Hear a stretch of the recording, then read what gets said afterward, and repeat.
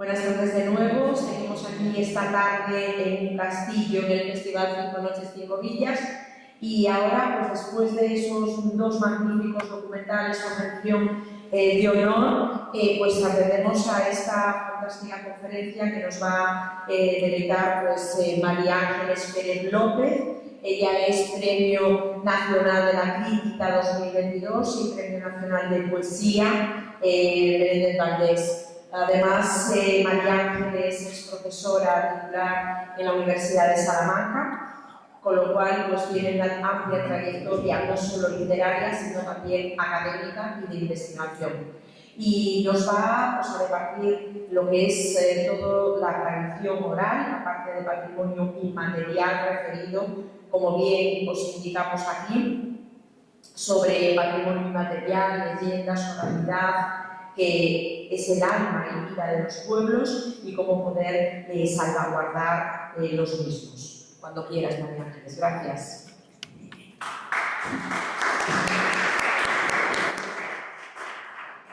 Muchísimas gracias, Belén. Buenas tardes.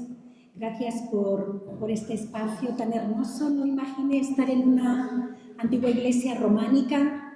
Es verdaderamente prodigioso, un castillo, no lo conocía. Sí, es publicado en Zaragoza. Uno de mis libros de poesía lo editó Olifante hace años y he venido varias veces al FIPAR, que es el Festival Internacional de Poesía de Aragón, que se coordina desde Zaragoza. Bueno, digamos que he venido motivada por la poesía en varias ocasiones, pero nunca en esta comarca de 5 Villas y en un castillo.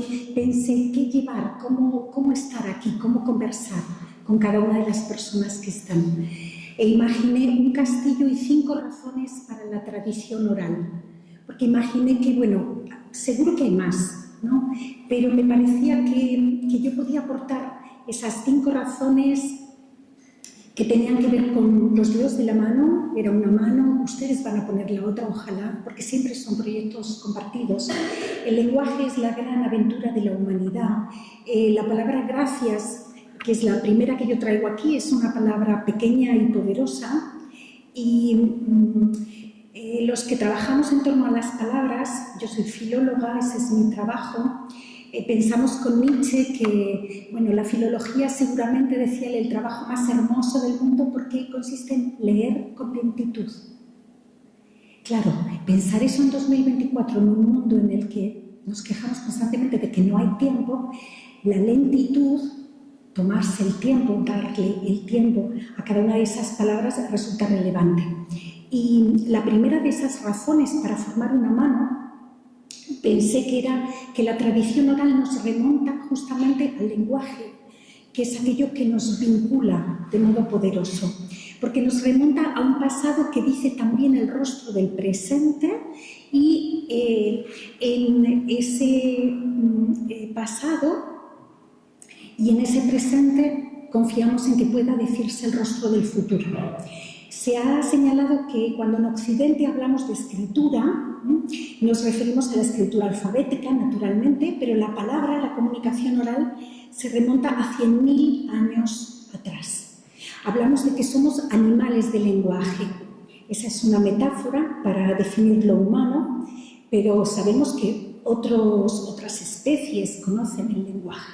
Es otro modo de lenguaje. Hablamos de que las ballenas se comunican entre sí, sabemos que los árboles se comunican entre sí, ya hay investigaciones destacadas acerca de cómo los bosques, a través de las raíces, están enviándose información, nutrientes, avisos. Por ejemplo, se sabe que ya las plantas están empezando a adaptar al cambio climático mejor que la especie humana.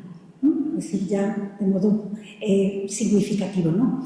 Así que el lenguaje, pero claro, es un lenguaje que decimos que está en otros ámbitos de la vida, de las formas de la vida, pero ¿qué ocurre con el lenguaje humano? Pues que es un lenguaje altamente desarrollado, muy complejo, con un conjunto de posibilidades verdaderamente prodigiosas y que permite que nos entendamos y no, porque entenderse es una gran cuestión siempre, ¿no? El lenguaje es una posibilidad, pero también es un límite.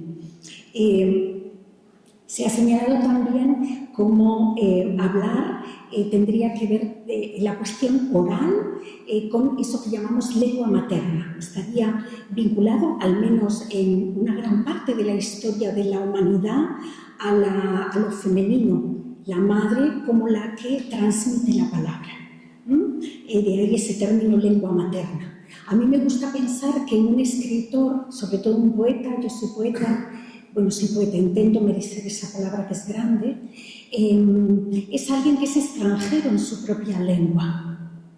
¿Qué significaría eso, ser extranjero en tu propia lengua? Alguien que estaría tropezándose con ciertos términos, preguntándose qué se está diciendo ahí, cómo se dice, porque la poesía es un hecho de lenguaje y nos atraviesa todo el tiempo, de la mañana a la noche, absolutamente. Cuando pensamos metáforas, octosílabos, todos esos términos técnicos o aparentemente técnicos con los que nos acercamos a estas formas, ¿no? Parecen muy complejos, pero en realidad, lo son en parte. No quiero restarles profundidad, pero sí señalar que nos atraviesan completamente. Seguro que si decimos que la salud es el silencio de los órganos, todo el mundo puede estar conforme, ¿no? La salud es el silencio de los órganos. Eso es una metáfora, absolutamente un viaje que hacemos de un lugar a otro lugar. Unimos dos términos en los que no necesariamente habíamos pensado antes, porque sabemos que cuando duele algo es justamente que ese órgano grita, ¿no?, en nosotros. Llámese muela, llámese rodilla, la salud es el silencio de los órganos. Igual con el octosílabo, igual cuando estamos midiendo versos. Puede parecer, no sé si alguien se asusta, de pronto dice, no, pero eso es muy técnico, pero eso yo no sabría hacer un endecasílabo, no sabría hacer un octosílabo.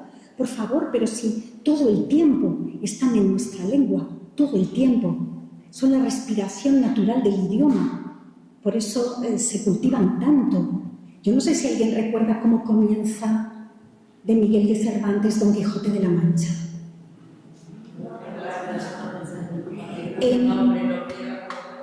En un lugar de la Mancha, 8. Que es el verso popular por excelencia, al que me voy a referir después. El de los romances, el de una gran parte de la tradición oral, eso que llamamos tradición oral, octosílabo, en un lugar de la Mancha. ¿Y cómo continúa? De cuyo nombre no quiero acordarme, 11.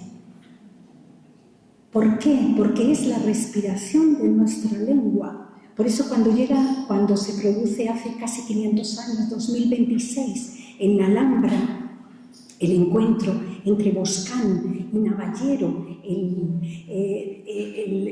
escritor italiano, y le propone las formas italianas para la lírica en castellano, para la lírica que llamaremos española, el endecasílabo entra con una fuerza absolutamente prodigiosa y surgen los sonetos fechos al itálico modo y tantas otras formas.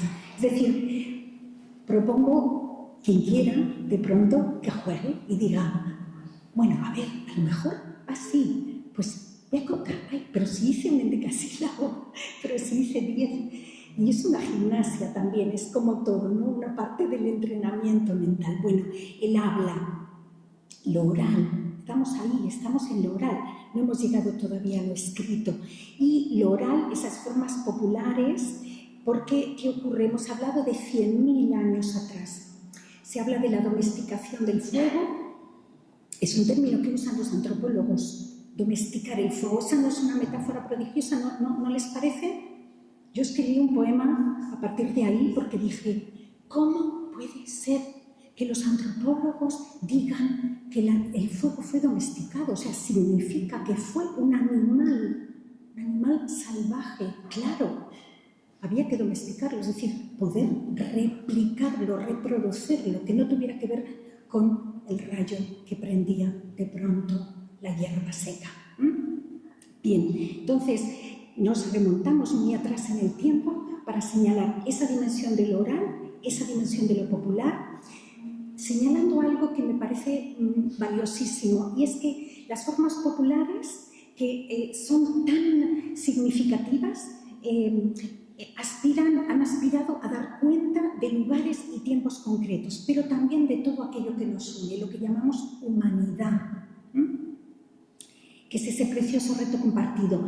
Y es prodigioso pensar que cuando decimos lo común, el amor, la muerte, la salud, la enfermedad, los problemas, el hambre, los éxodos, la caza, absolutamente todo lo que podríamos ir nombrando, pero también lugares y tiempos concretos, formas singulares en cada territorio, en cada lugar, señalando esas peculiaridades de lo vivido.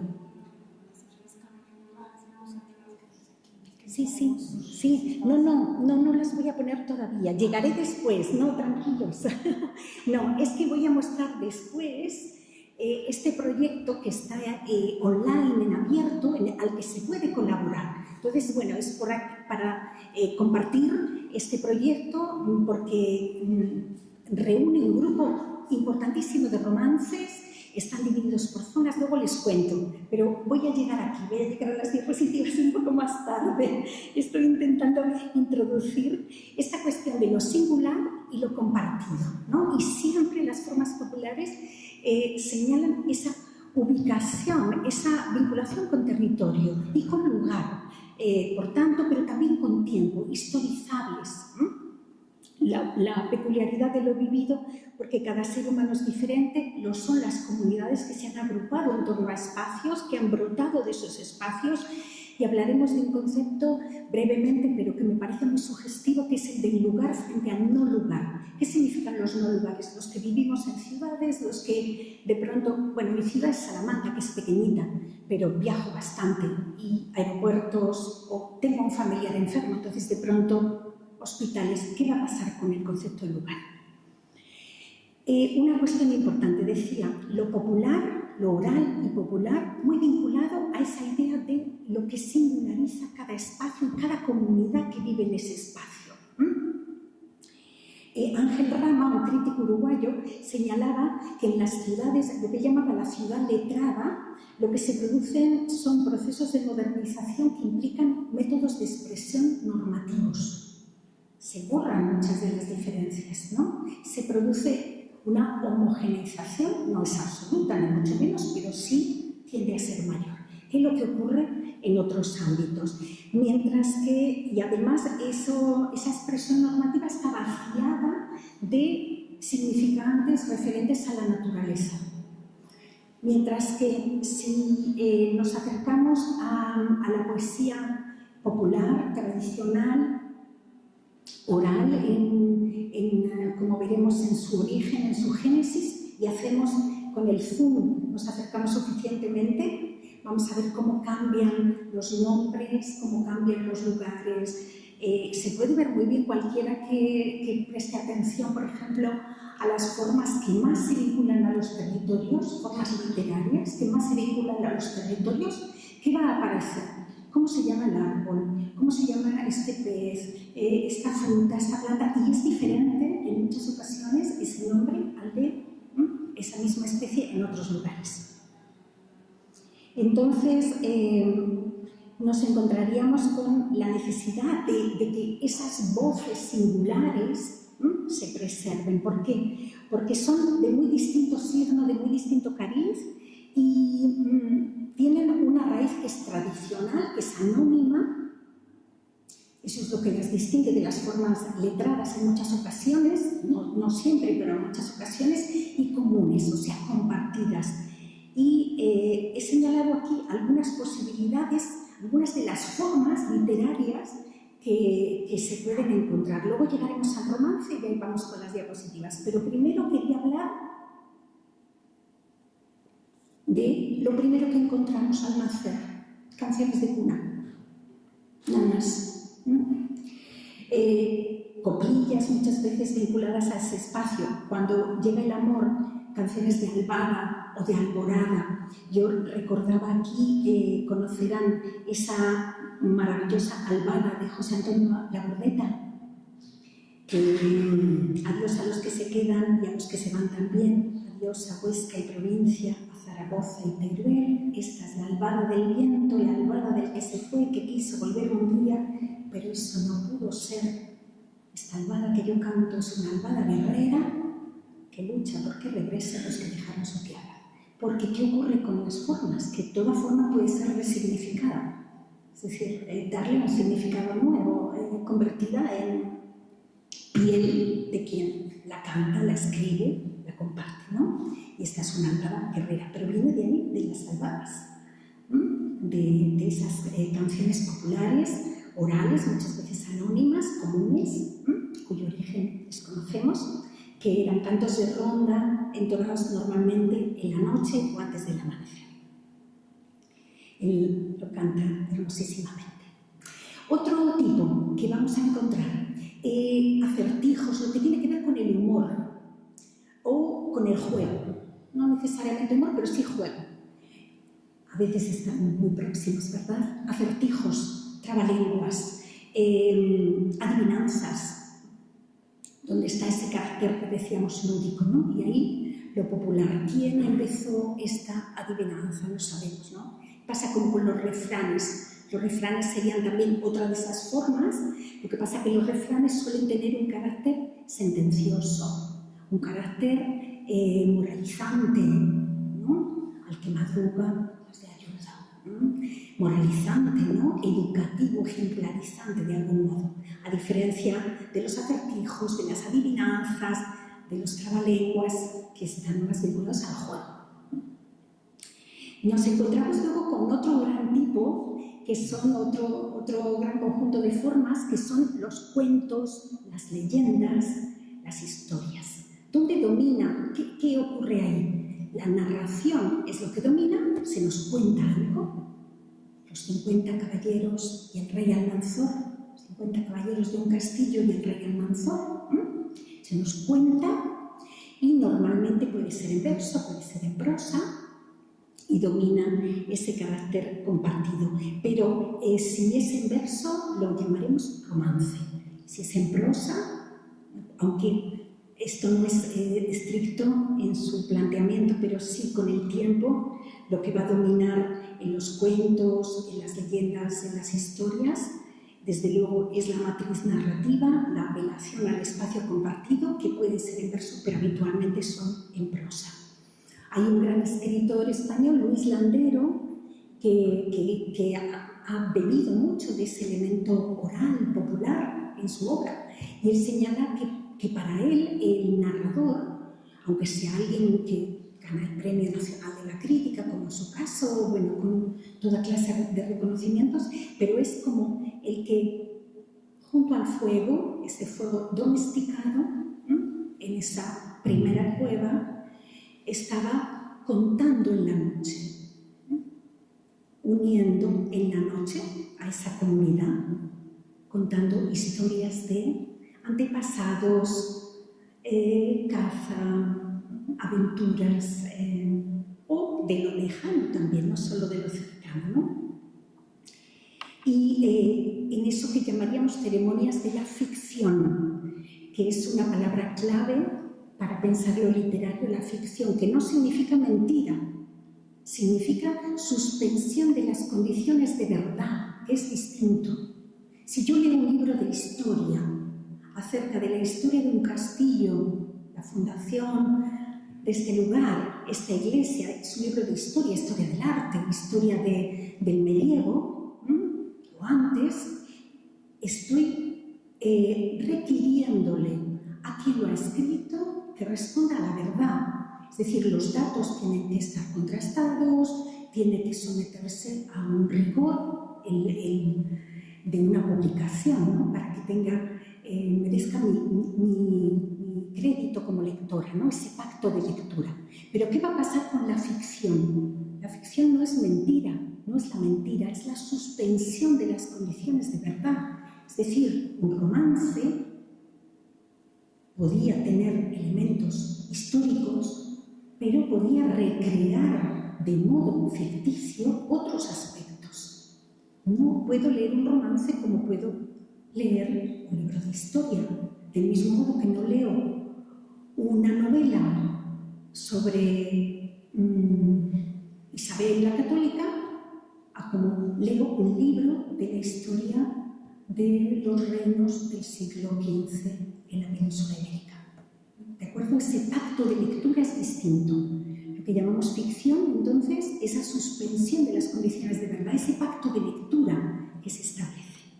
Bueno, por eso imaginábamos a Luis Landero contando en ese fuego ya domesticado, ¿no? Y que se daban cuentos, leyendas, historias. Pero una de las formas más desarrolladas para contar y cantar al mismo tiempo es el romance, que es un poquito en lo que más me voy a centrar. Ahí ya vamos llegando, porque seguro que hay algún romance que ha estado no sé, cantado en algún momento o leído. ¿Qué vamos a encontrarnos con los romances? ¿Romance qué significaba? Siempre si vamos al origen de las palabras, muchos elementos se nos pueden iluminar. Cuando hablamos de lenguas romances o lenguas románicas, usamos esos dos términos como sinónimos, decimos, por ejemplo, en el caso de la península ibérica, el portugués, el gallego, el catalán y el castellano. Lenguas romances, lenguas que comparten una misma raíz, hijas del latín, o románicas. Entonces, ¿qué significaba romance? Era habla, discurso o palabra. ¿Y por qué frente al latín, que se reservaba para las formas escritas, cuando empiezan a surgir las lenguas romances, estaban en el habla, estaban en ese espacio de la palabra, podemos decir, de lo oral. Y de ahí romance, tal como lo conocemos, ahora iremos fijando un poquito el concepto, que era originariamente oral, es decir, para ser dicho, para ser recordado a través de la memoria y cantado. ¿Por qué? Porque además al cantar, y cuando tenemos el mismo número de sílabas, hay un ritmo muy claro y eso permite que la memoria trabaje muy bien.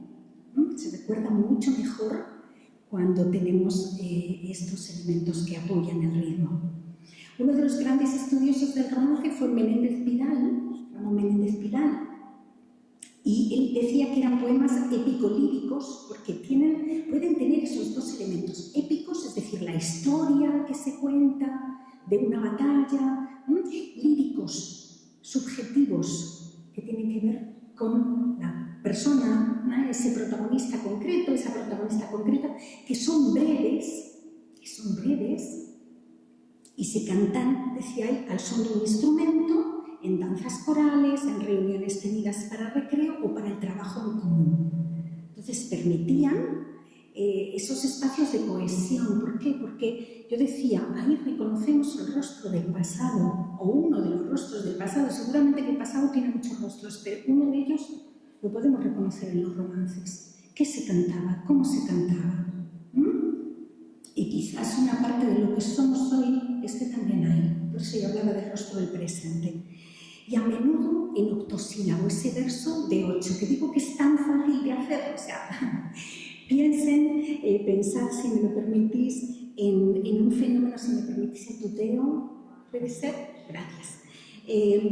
Pensad en ese fenómeno que a lo mejor conocéis, que está vivo de muchas formas distintas, que son los llamados repentistas, los payadores, los improvisadores que hacen lo que llamarían los jóvenes pelea de gallos. O sea, lo que sería hoy poetry slam, por ejemplo, ¿no? Jóvenes que se enfrentan unos a otros para ver quién obliga. ¡Trinidad! La maravillosa editora de Olifante, Trinidad y Marcellana.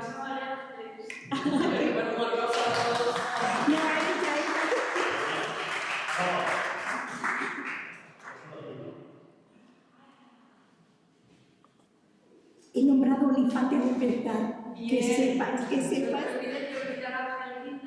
No, he estado. Es que tuve la suerte de recitar con Ángel Guinda hace bastantes años en Zaragoza. y he estado en la casa donde pasa la infancia y luego he visto que la biblioteca municipal lleva su nombre y he dicho, bien, por favor, que alguien, o sea, nadie puede decir que la poesía no transforma el mundo, sí, a pequeña escala. Bueno, era la que teníamos. Hay unas palabras que están en un poema de Jorge Richman, un grandísimo poeta ecocrítico, que en un libro cuenta que en los 80 se encontró en Berlín estos versos: no tienes la menor oportunidad, así que aprovechala. Pues yo pienso lo mismo, si no tengo la menor oportunidad voy a aprovecharla, así que sí. Hay que pedirle a los poetas que transformen los lugares y los hagan mejores si es posible. No sé si mejores, pero sí dotados de corazón, o el corazón que esas personas pusieron. Bueno, hablábamos de los payadores, de los repentistas, de los improvisadores, este fenómeno que está vivo hoy, de muchas maneras, y que se remonta, por ejemplo, quien conozca la poesía gauchesca en Argentina y en Uruguay en el siglo XIX, Martín Fierro de José Hernández, que empieza diciendo: aquí me pongo a cantar al compás de la vihuela, que el hombre que lo desvela, una pena extraordinaria, como la ave solitaria, con el cantar se consuela. Con el cantar se consuela. 8, 8, 8, 8. Cualquier persona que leyera unas cuantas estrofas hernandianas seguidas, a la siguiente le sale un octosílabo, seguro. Que tiene mucho que ver con el ritmo que fijamos también. O sea, yo hablaba de jugar en ese aspecto. Y entonces el romance, con esa dimensión épica y lírica, en verso, a menudo en octosílabo y utilizando numerosas metáforas. Ahora, ¿nos podemos quedar en esto? No. Como siempre, la realidad es mucho más compleja, mucho más rica. En cuanto entramos en cualquier asunto, se multiplican las posibilidades y eso es lo extraordinario, ¿no? Me parece. Es decir, hay que señalar que el romance también va a utilizar en alguna ocasión versos de 6, de 7, hasta de 11 sílabas, que nos plantea el problema del pie métrico, si realmente son 8 o 16, es decir, porque saben que riman el segundo, el cuarto, el sexto, así, ¿no? Ahora vamos a ver alguno. Luego, decimos que los romances suelen ser de autor anónimo, es cierto, pero también los hay de autor conocido, ¿no? Y hay una época de oro del romance a partir de 1580, con grandes figuras de la lírica española, es el caso desde Lope de Vega en adelante.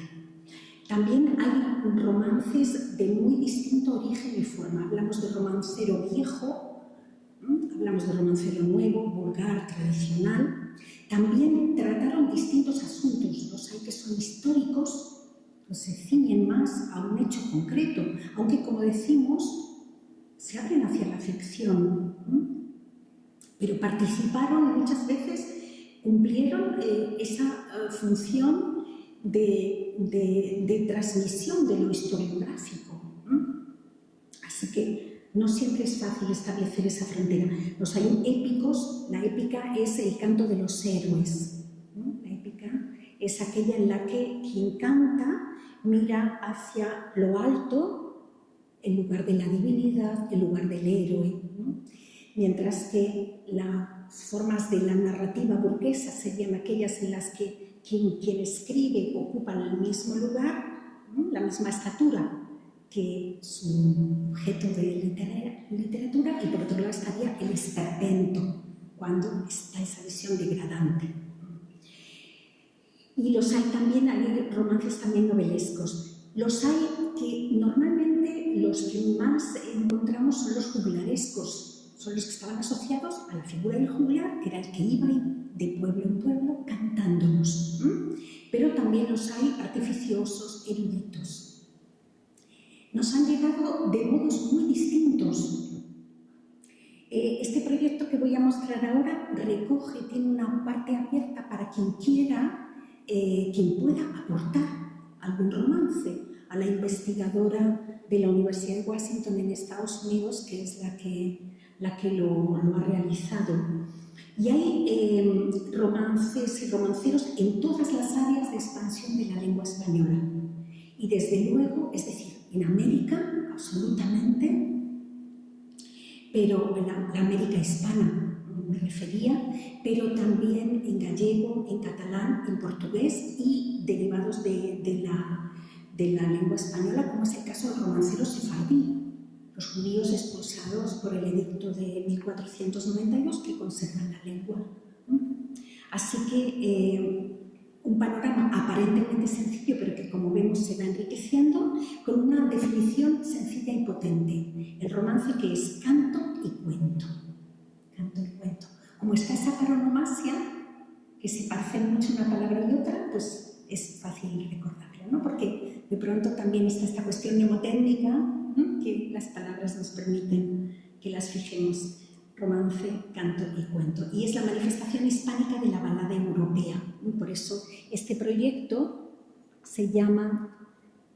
Aquí esto es una captura de pantalla, porque no sé si habría conexión a internet, pero basta escribir romancero panhispánico para encontrarlo. Es uno de los espacios en los que se trabaja con la recogida y el estudio de un romancero de amplio espectro panhispánico. Como decía, la Universidad de Washington en Estados Unidos, por eso es washington.edu, y esta se puede leer en español, en inglés y en catalán.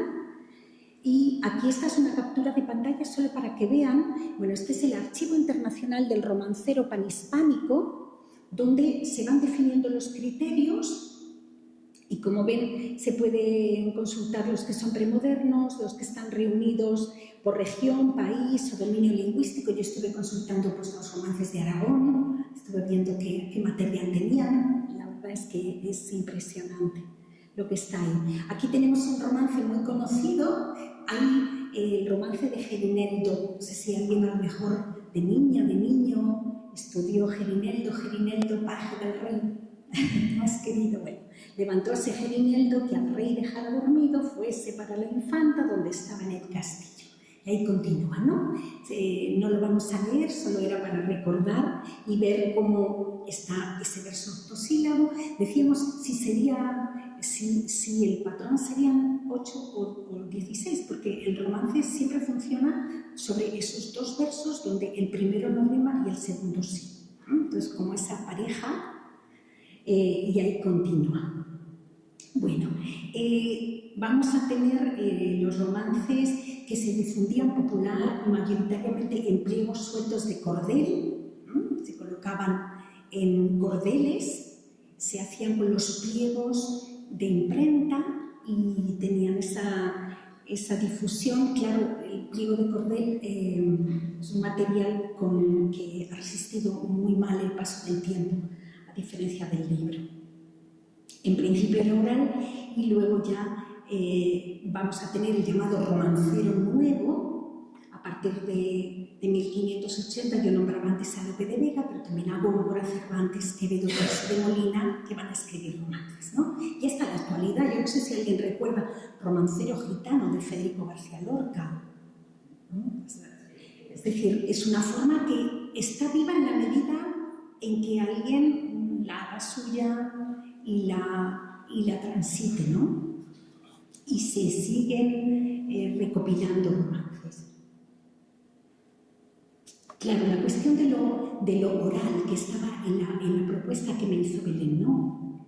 La cuestión de lo oral, que es muy importante porque para nosotros es ya muy difícil pensar cómo ha tenido que ser la tradición oral, porque estamos mediados por la tradición escrita. Walter Unum es uno de los estudiosos de la oralidad y él señala esto muy provocadoramente, que me gusta mucho. Dice, considerar la tradición oral o la herencia de representación, géneros y estilos orales como literatura oral es algo parecido a pensar en los caballos como automóviles sin ruedas. Claro, porque ¿cómo pensamos nosotros en un caballo después del automóvil? ¿No? Ya no podemos pensar en un caballo sin el automóvil, porque eso se incorporó a nuestra vida. Si pensamos en el caballo como un automóvil que no tenía ruedas, ¿qué estamos haciendo? Estamos trasladando un elemento posterior a uno anterior. Estamos modificando ese rostro. Porque la escritura está preestructurando la conciencia. La escritura, lo que quiere decir este crítico Walter, es que cuando nosotros pensamos en oralidad, cuando yo ahora digo oralidad, estoy atravesada por la escritura en todos sus espacios. Por ejemplo, oralidad que podría ser hoy, un audio de WhatsApp de mi hijo de 17 años que está terminando bachillerato. Mamá, eso es oralidad, ¿no? Pero es oralidad que Walter llama oralidad secundaria. Es la oralidad en contextos en los que la escritura es definitiva. Escritura con todo lo que implica nos atraviesa. Tenemos un poco como que ir hacia ese pasado. Entonces, bueno, voy avanzando. Este romance de Gerineldo tiene muchísimas variantes, variaciones. Aquí yo había traído la versión de Zaragoza, una versión de Zaragoza. Vienen todos los datos de cuándo se registra, se recoge en 1918, solamente para señalar que algunos romances, por ejemplo va a tener más de 200 versiones que se conocen. ¿Por qué? Porque cada lugar lo hace suyo de una manera. Lo que cuenta este romance es muy sencillo. Gerineldo es un paje del rey, pero va a tener relaciones con la hija del rey. El rey sospecha y se acerca a la cama de la hija. Vamos a leerlo, ¿vale? Mejor que contarlo es leerlo. Levantóse Gerineldo que al rey dejara dormido fuese para la infanta donde estaba en el castillo. Abráis, me dijo, señora. Sí. Abráis, me dijo, señora, abráisme cuerpo garrido. ¿Quién sois vos? El caballero que llamáis a mi postigo. Gerineldo soy, señora, vuestro tan querido amigo.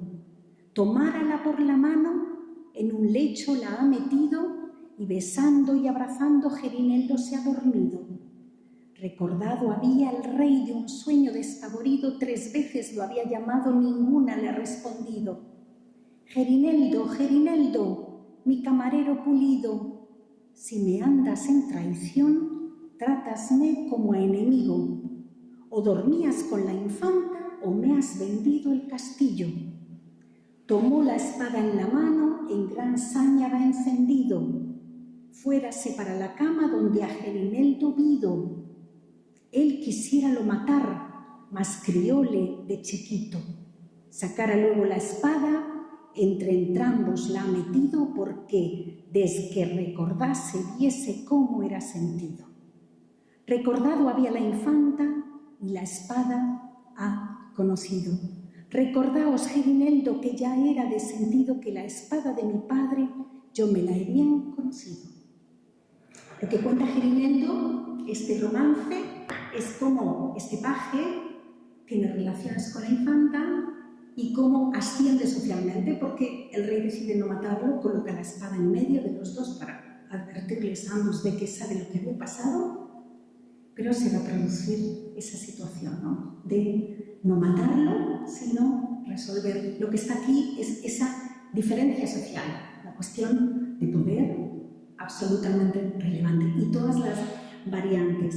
Entonces, ¿qué va a pasar con las distintas variantes? A mí lo que me parecía prodigioso es que un elemento como ese pueda ser reescrito y tener tal cantidad de variantes. Los romances, aquí están, esto está tomado de ese proyecto panhispánico. Los romances que más versiones tienen son Muerte del príncipe Don Juan, La hermana cautiva, La condesita, Delgadina, Señas del esposo, La serrana de la Vera, Condeniño y Tamar.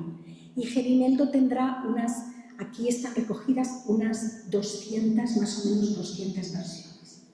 Es decir, cada territorio, cada artista, cada lugar lo ha hecho suyo de una manera. ¿Por qué? Porque no somos idénticos. Y en esa una percepción diferente, yo quería insistir, porque me parece que estamos en un momento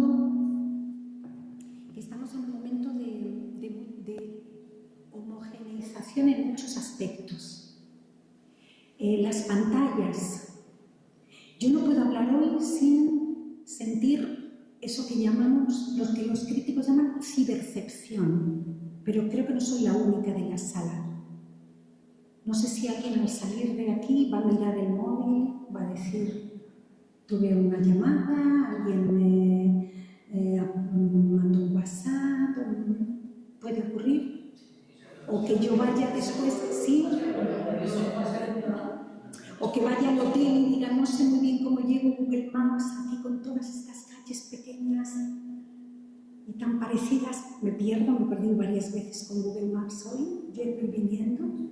Cibercepción, es decir, la percepción que tenemos del mundo ya se ha modificado, se está modificando, se sabe que el cerebro está con transformaciones importantes. Por ejemplo, hay pérdida de atención, pérdida de escucha. Esto que está pasando aquí es milagroso, ¿de verdad?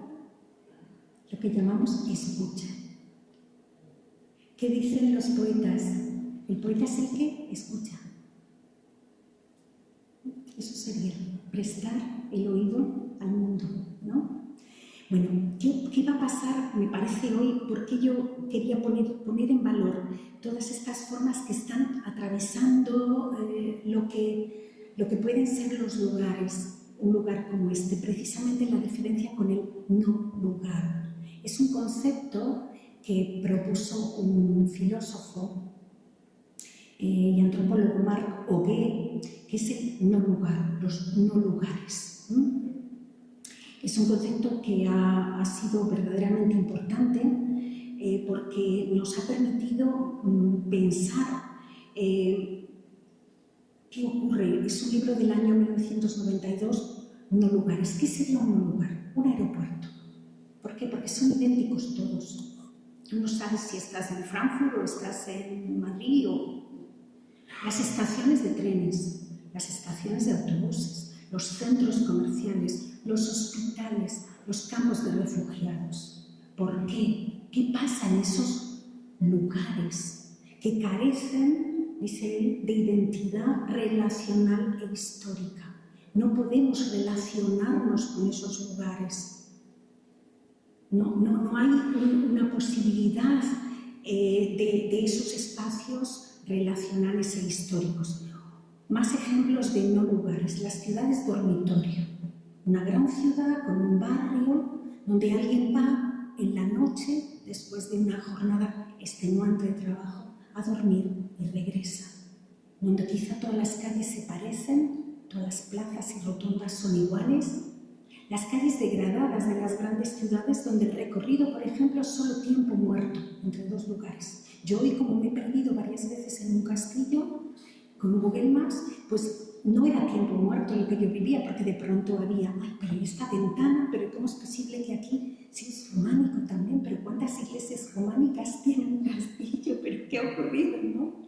Por ejemplo, dice Marc Augé, los no lugares serían también los hoteles de los turistas que no se vinculan con lo que visitan. Es decir, se exponen a encontrar solamente aquello que esperaban encontrar. Hoteles extrañamente semejantes a los que frecuentaban en otros lugares el año anterior. Habitaciones con televisión para mirar el mismo programa de la tele que ves en otro lugar y en otro y otro, series o películas pornográficas del momento. Eso dice Marc Augé.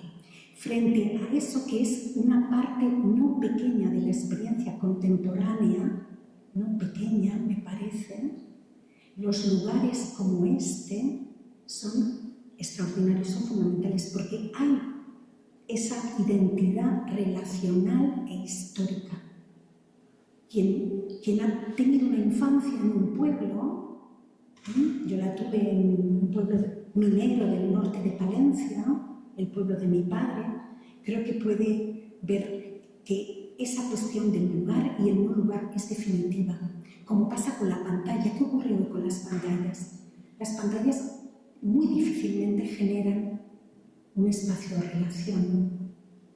Dices, en Facebook tengo 5.000 amigos. Bueno, son amigos.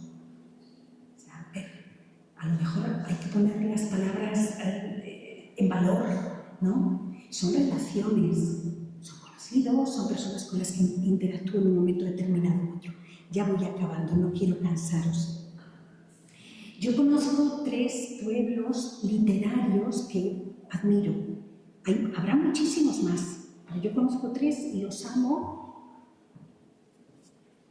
Quiero contaros cómo me parece que lugares a veces pueden establecer esa identidad relacional e histórica de modo significativo.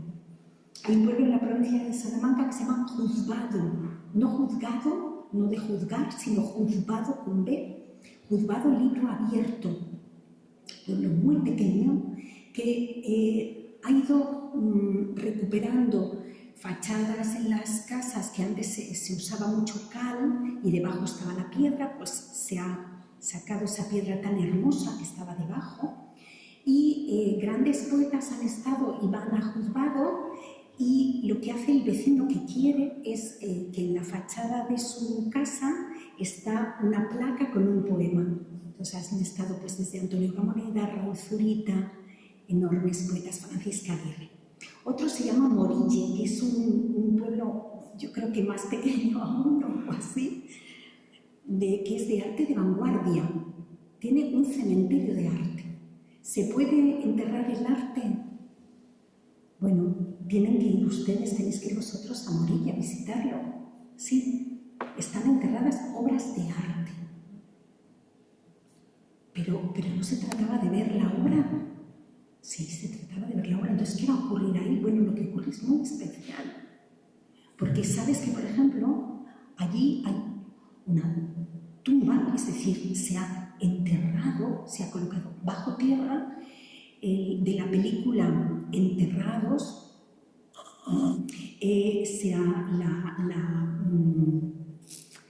la cinta de la película está enterrada. Por ejemplo, o está enterrado un manuscrito de Fernando Arrabal. ¿Y qué ocurre? Que ese manuscrito se va a descomponer, se va a pudrir y va a desaparecer.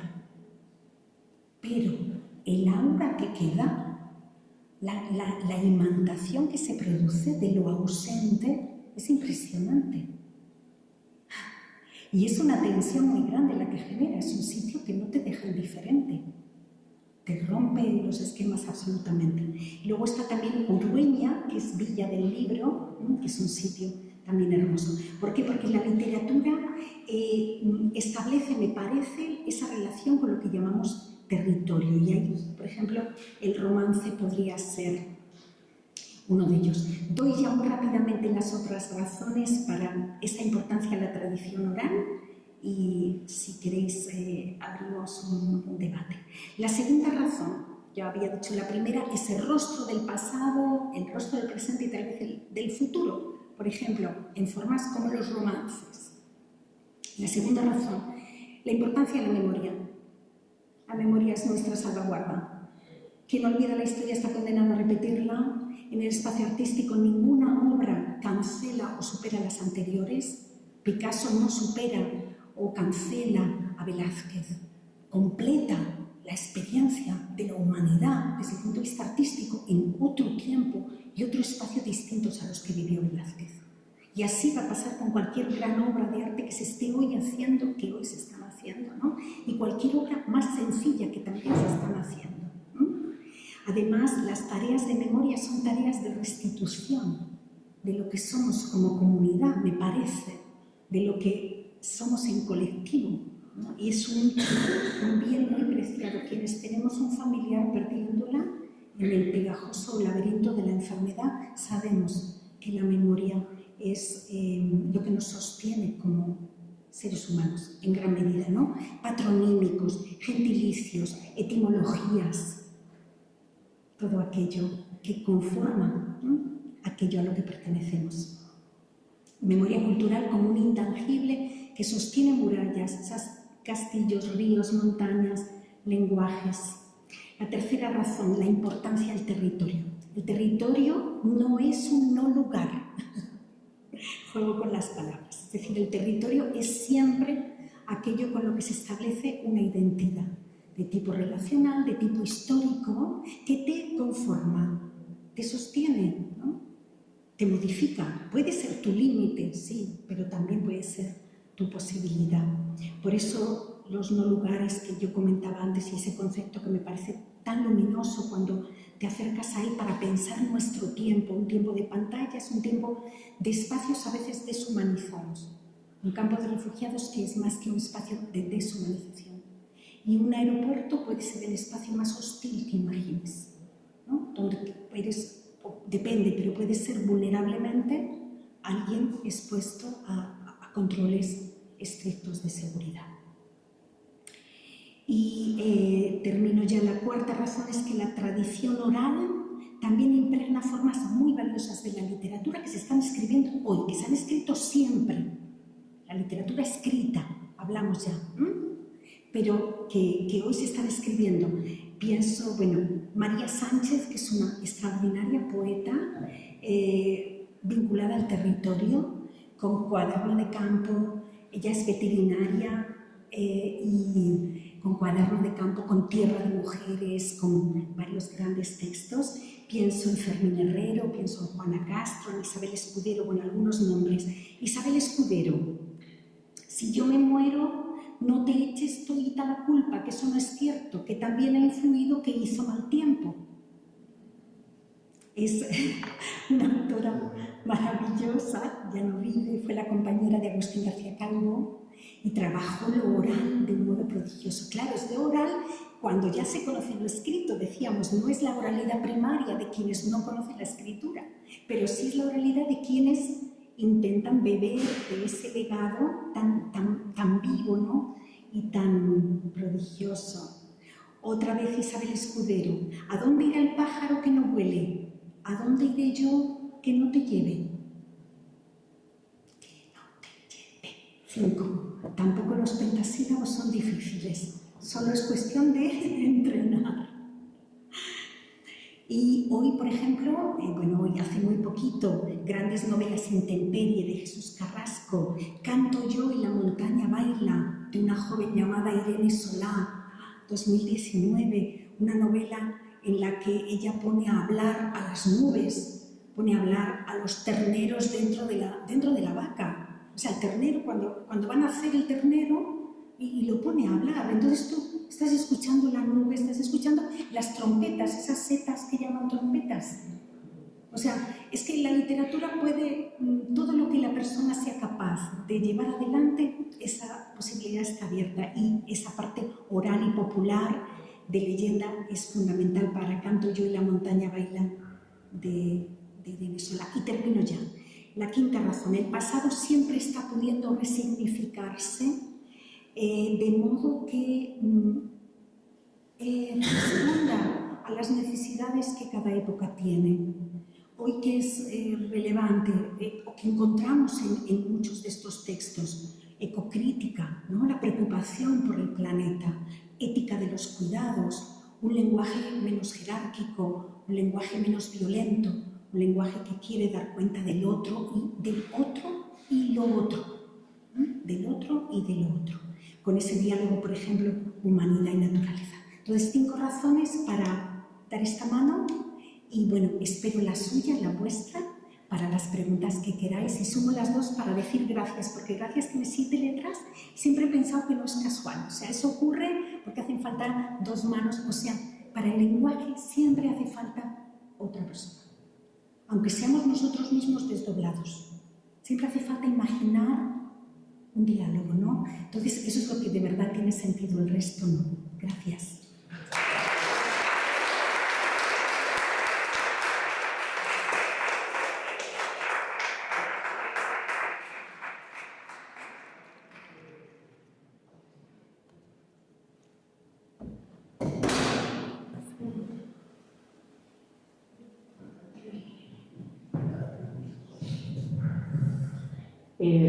Felicidades, María Ángeles, es un lujo escucharte, y y sobre todo en este lugar de la fundación y en este pueblo que es emblemático, me parece definitivo, que es un castillo, ¿no? Y digo esto porque uno de nuestros poetas emblemáticos de Infante es Angelita, como bien sabes, sus padres eran de aquí y vivió sus primeros años aquí. Y cuando tú hablabas ahora de la memoria, efectivamente me llevaba a algo que Ángel siempre ha trabajado muchísimo, que es el silencio. La memoria del silencio. Me parece que está enlazando con tu corpus poético, ¿no? También. Y él comentaba que la vida, en definitiva, es un diccionario de memoria. Yo creo que los orígenes son muy importantes y cuando has hablado de este aspecto de enterrar la palabra o unas letras en la tierra, así lo he entendido, en el territorio, que es nuestro territorio y es nuestra raíz, estaba recordando a uno de nuestros escritores de esta tierra, que es Ricardo Calero, que lleva como una década haciendo esta experiencia de enterramiento de letras, de palabras, de voces, de silencios y de vacíos. Y esto lo hemos hecho con varios poetas, con Ángel, con Celia Carrasco, que conoces, en territorio muy poético, aquí en un castillo, en esta tierra, en el campo. Y lo hemos hecho también en un territorio poético que tú conoces, que es el Moncayo, concretamente el Trasmoz. Y yo creo que todo ello está como abrazando también estos principios que tú estás exponiendo. No tendría ninguna pregunta que hacer, sino esa comunicación que tú has transmitido y ese silencio también con todo lo que no has dicho, que creo que hemos entendido aquí en este tiempo. Muchas gracias.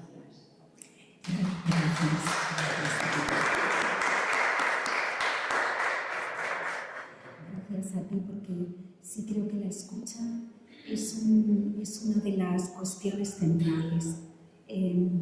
La escucha implica silencio, necesariamente, y que estamos en tiempos de mucho ruido, y no me refiero solo a ruido político, que evidentemente, y a ruido de la guerra, y el pañuelo de Palestina está aquí porque duele mucho lo que está pasando, sino ruido en todos los órdenes. Es muy difícil concentrarse hoy porque, por ejemplo, esta cuestión de digital modifica nuestro tiempo. Ahora tenemos información en tiempo real de casi todo. Nos están saltando alertas constantemente. Eso genera un tipo de atención muy diferente. Claro, es que ha cambiado muchísimo. La cuestión digital es una verdadera revolución comparable a la copernicana, cuando decimos la revolución copernicana, así, ¿no? Digital, porque no se trata solo de cómo accedemos a la información, sino también de cómo esa información nos va transformando en nuestro día a día. Cuando yo estudiaba, voy a cumplir 57 años, fue en los años 90 cuando yo terminó la carrera.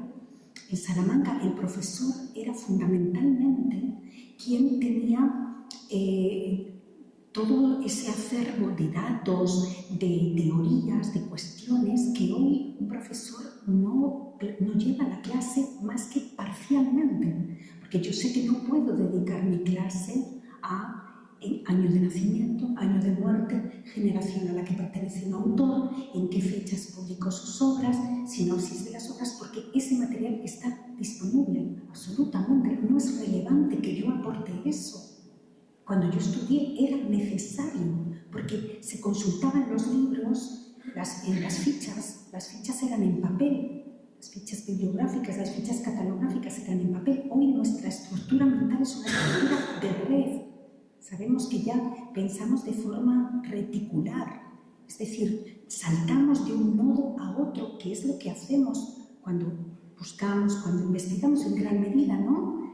establecemos esas conexiones y ahí falta el silencio, porque la cantidad de estímulos que podemos llegar a recibir es enorme. Basta con que alguien salga de una reunión, por favor. Si alguien tiene hijos en edad escolar, si alguien tiene un grupo de amigos muy numeroso, una familia, por favor, que salga del cine y mire cuántos WhatsApps tiene. A lo mejor se asusta. Yo de pronto me asusto y digo, ¿qué ha pasado? Pero como hay 87 mensajes en este grupo. Ese tipo de estimulación, el ruido que eso genera, dificulta muchísimo encontrarse con ese centro, Yo creo que ahí la literatura sigue siendo, el arte, un asidero fundamental, la historia. Entrar aquí y decir, ¿quiénes habrán rezado en este lugar? Y luego fue vivienda, y luego fue herrería, ¿no? Me contaron en algún momento, ¿qué habrá pasado? Y escuchar lo que esas paredes pueden decir, ojalá. María Ángeles, a mí me gustaría, por supuesto, agradecerte tu excelente conferencia. Me ha gustado mucho todo lo relativo al tema del no lugar, porque cuando nosotros hemos creado este festival, y yo particularmente la parte de la creación, ¿no? Me interesaba muchísimo recuperar las trayectorias históricas de los pueblos, ¿no? Porque yo creo que para luchar contra la despoblación y que los pueblos no queden muertos, abandonados, es necesario recuperar lo que yo llamo el alma de los pueblos, que es precisamente lo que sucedió allí, aquello que no se ve, aquello que es intangible, pero que existe. Es decir, nombraba ayer cuando dicen, bueno, pues compro este pueblo y lo rehabilito, me parece horroroso. Porque de eso no va la lucha contra la despoblación, va precisamente de buscar esa autenticidad que tiene cada territorio, esa singularidad que lo hace propio, único, irrepetible en el mundo. Entiendo como un mosaico de individualidades, donde cada una de ellas es necesaria para que exista ese mosaico y sin que falta una piececita pequeña y ya no existe ese mosaico. Yo creo que la industrialización y todo el fenómeno industrial y postindustrial trajo consigo ese desgaste del territorio, ese vacío y esa, como decías tú, esa homogenización que no cabe duda que mata a los pueblos. Entonces, de poco vale tener autopistas, de poco vale tener grandes comunicaciones si nos estamos cargando la identidad de los pueblos. Para mí me parece la labor más importante para luchar contra la despoblación, poner en valor la autenticidad y la identidad de cada pueblo. A partir de ahí se puede generar un desarrollo local, que es fundamental para todo, para emprender, para relacionarnos, para el sentido de orgullo y pertenencia, para que los propios habitantes quieran quedarse en ese lugar, para el turismo, etcétera, etcétera. Para otro turismo diferente, no el de masas, sino un turismo más especializado. Así que te felicito porque el objetivo de esta conferencia era eso, poner en valor el valor de la palabra y como dijo tu amiga, Trinidad, que yo escuché de una escritora, que ahora no recuerdo su nombre, el silencio está lleno de las palabras que nunca se han dicho. Y me encantó, no sé quién lo dijo, pero me encantó, no es mío. Así que muchas gracias. Gracias a ti por pensar en este festival, por imaginar, porque justamente participo de esa misma convicción. Y estos tres ejemplos que yo ponía, de estos tres lugares que conozco y que amo, que son muy distintos entre sí, se distinguen justamente porque han convertido de alguna manera su seña de identidad en el libro. Hacen falta muchos elementos para eso, pero me contaban que hay un festival de cine mudo aquí y claro, por favor, una iglesia románica con un festival de cine mudo es muy coherente. Quiero decir, me parece prodigioso. ¿Cómo se va a dar eso? Pues porque alguien sueña, porque alguien mueve, porque otras personas escucharon. Qué bien, ¿no? Ese tipo de proyectos en los que se puede resignificar para el presente, para quienes están, porque no solo cada territorio, cada uno de estos lugares es completamente distinto, cada persona, cada ser humano, absolutamente. Entonces, por favor, eso es prodigioso, hay que prestarle toda la atención, poner todo el corazón en eso, porque es absolutamente relevante, ¿no? Frente a esos espacios de deshumanización, que son aterradores, verdaderamente, y donde al menos, bueno, muchas personas no queremos estar, me parece. Bueno, te quiero felicitar por la conferencia, pero sobre todo por la pasión y el amor que manifiestas cuando expresas todos tus pensamientos e ideas. Me ha recordado a una filóloga y escritora holandesa, Irene Vallejo, que tiene esa misma actitud. Sí. Gracias. Bueno, esa comparación es preciosa. El entusiasmo, etimológicamente decían los clásicos, que es el corazón habitado por los dioses. Yo no sé si es verdad, pero sí me gusta pensar que los corazones se incendian en el contacto con aquello que aman, ¿no? Es decir, bueno, aquello que te importa, aquello que desearías comunicar. Y la comparación con Irene Vallejo, que nos ha regalado un libro tan hermoso. Puedo decir además que desde el máster de literatura donde doy clase quisimos que viniera a dar una conferencia, la conferencia inaugural. No pudo por razones de agenda, pero su mensaje fue extraordinario, su respuesta, de una, ¿cómo decirlo?, de una implicación con la tarea que hace, tan hermosa, que dices, toda mi admiración y más aún. Gracias.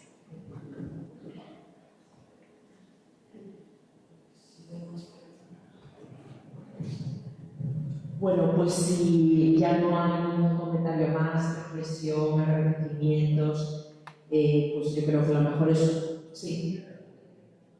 Y lo va a hacer esta noche, entonces lo vamos a reservar para esta noche.